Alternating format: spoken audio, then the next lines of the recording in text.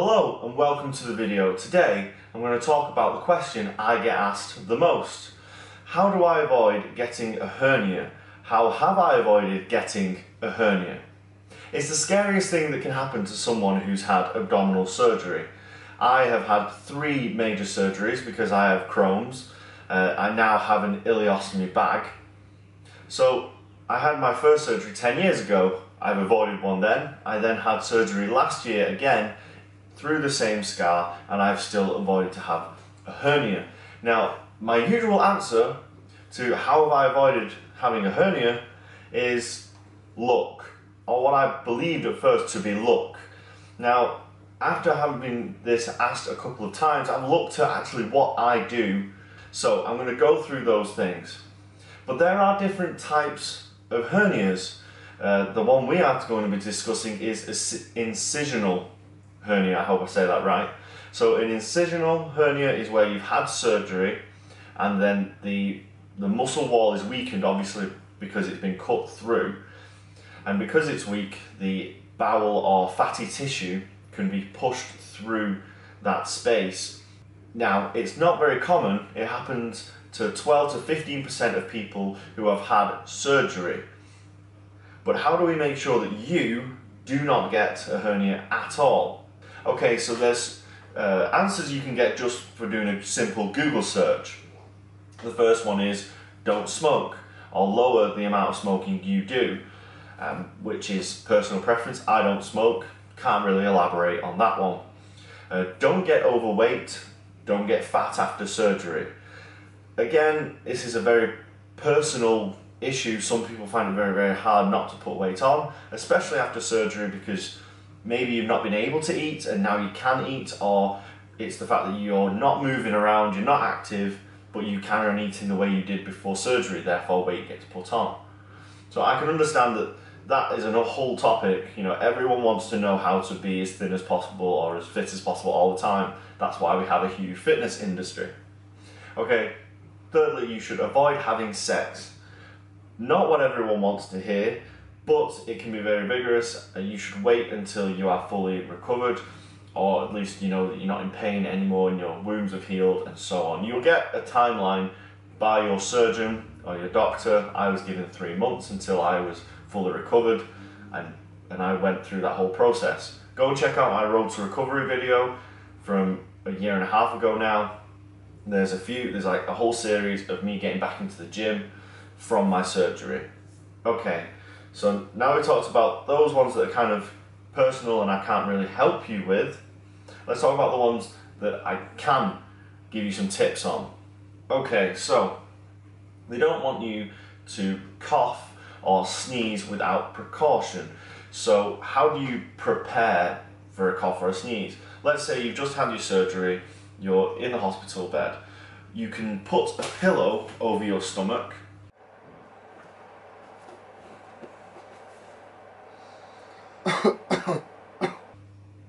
or you can fold up a sheet. This is what happened to me. Fold up a sheet, and when you know you're going to sneeze or cough, you hold it against your stomach and you hold it as tight as possible, and then you sneeze. Sneezing is one of the biggest and scariest things that happened in hospital. If you felt a sneeze coming on, don't look at light.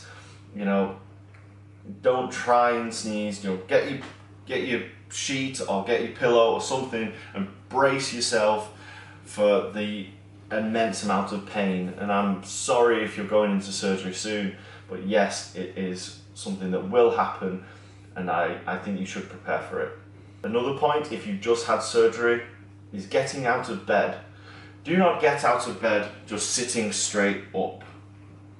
Sitting straight up, we're going to put a lot of pressure on your core and a lot of pressure on your stomach. What you should do is roll onto your side, use your arms to push you up, and then put your legs over the end of the bed. So you swing yourself upright. This way you can get up without engaging the abdominal muscles as much.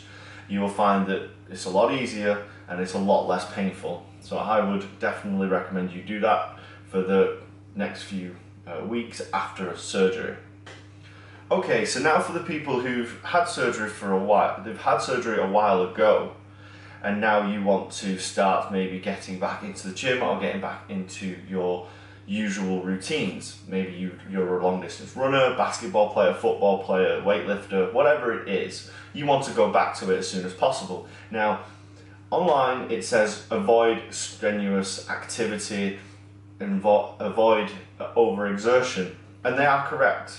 You need to slowly get back into whatever sport or activity you used to do. Do not go back in going, oh, I feel better, my scar's healed, and then you go back to doing 5-mile runs every single day. You need to slowly increase what you do.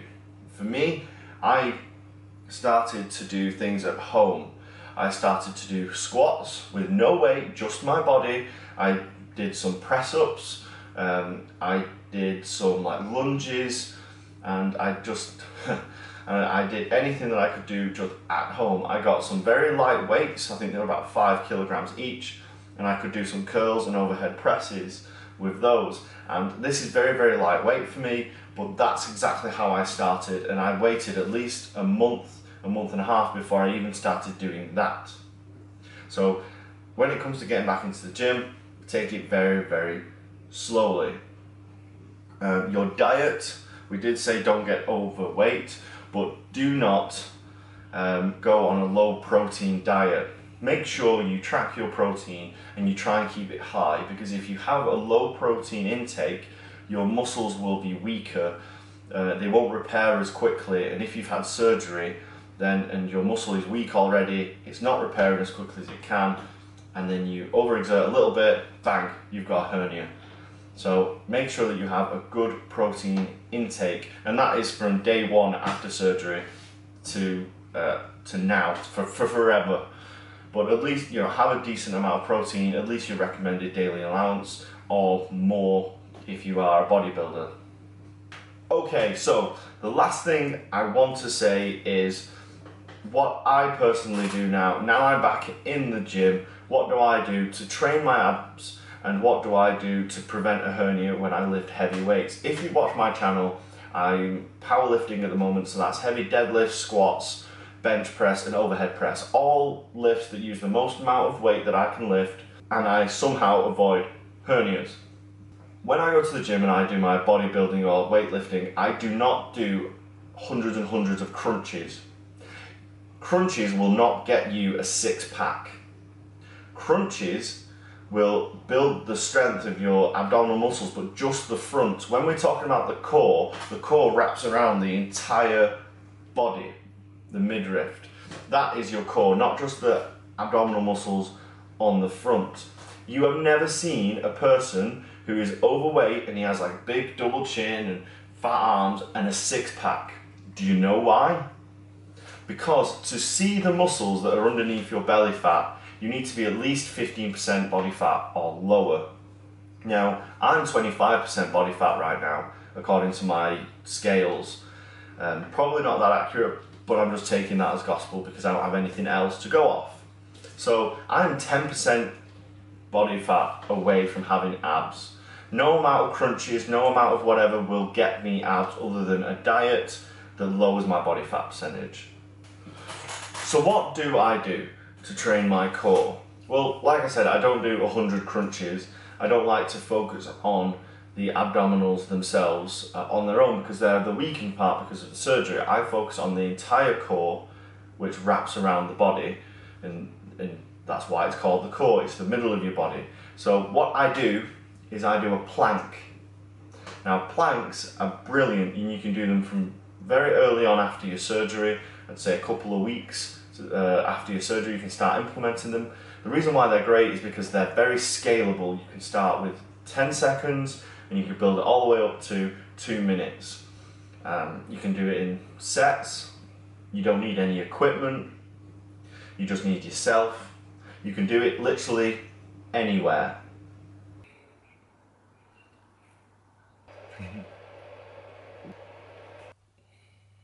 And because you can do it anywhere, it's so versatile. Okay, so how do you perform the plank? And I don't mean the kind of plank where you just literally lie across two objects.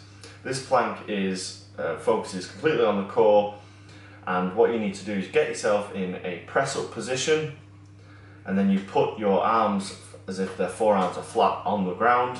You try and keep your back flat, boom, in the air, but not too close to the ground, and you try and hold that position for as long as possible.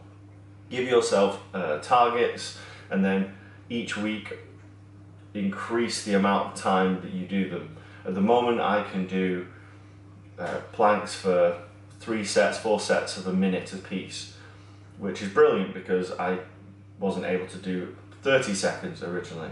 So that is the movement that I do to focus on my core. You can do it every single day if you want. You can do it every other day. I do it twice a week in the gym, just because it's a part of my program, so that's why I do it. Also, what I use when I am in the gym and I do go to my heaviest sets is I use a weight belt. Now, a weight belt, when used correctly, can really improve your core, and it can also really assist you in not getting a hernia.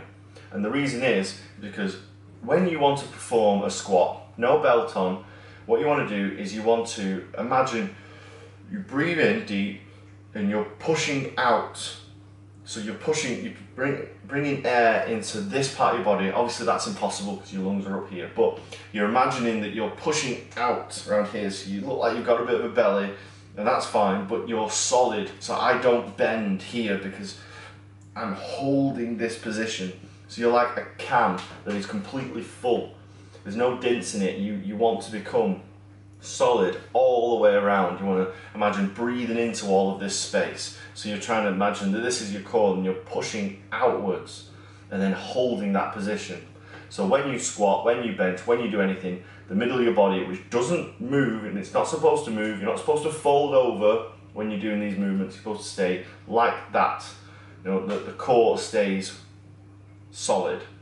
Now, why a weight belt is needed when you go very, very heavy, it's so that you can push against something. So when you push outwards, you have a belt there that you push against, and it helps train you to be able to brace. It does give you a bit of a safety net, especially with your back, because it's very hard to actually bend your back when you have one of these like solid leather or solid like material around your core.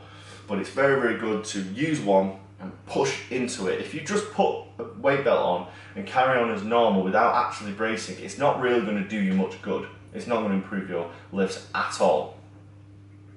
So I hope this has helped. I hope you've learned something new. If you have learned something new, please like the video, or if you just enjoy watching it, please like the video, share, comment and tell me what you think. I hope I answered the questions that you guys always seem to ask me. And yeah, I hope you enjoyed the video, and I'll catch you guys in the next one.